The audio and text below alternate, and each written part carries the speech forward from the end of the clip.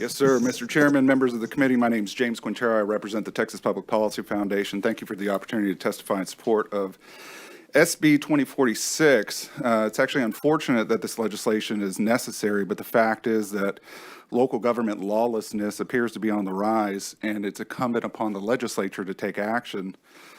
I think that much, the fact that lawlessness is on the rise is fairly evident when considering what's happening on the ETJ front, guaranteed income programs, and now bid rigging. The changes proposed in this legislation get at this concern of lawlessness by increasing criminal penalties on bad actors. And of course, the most conspicuous bad actor here is located in Harris County. But the principle at the heart of this legislation is universal. We must make it clear that the rule of law is to be observed.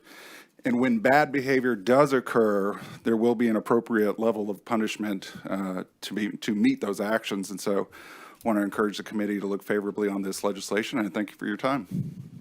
Thank you, members. Any questions for our witness? Senator Cook. Just really quick, want to Yes, ma'am. clarify that of the 3 cases with the Elevate strategies, 2 were dismissed, 1 has settled, right?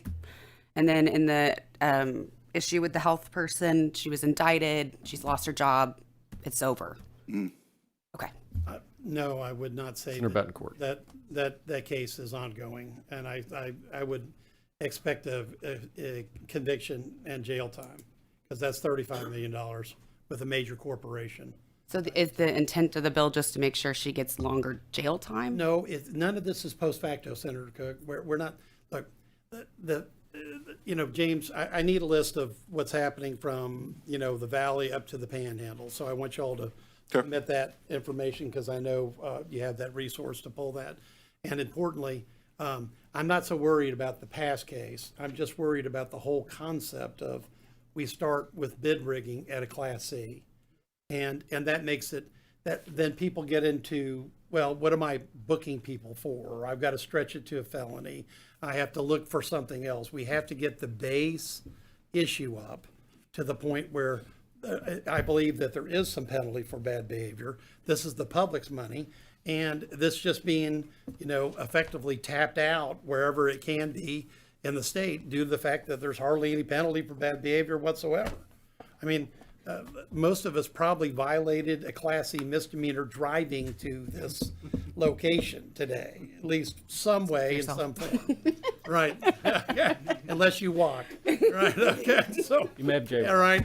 Yeah. So that's why I think we need to do with this. Thanks for your testimony, James. Thanks, Chairman. Thank you. Senator West. Senator Cook, and what ends up happening is that people that engage in this type of conduct, if they know it's a Class C, they do a cost-benefit analysis. So you hear that laughed out there? Okay.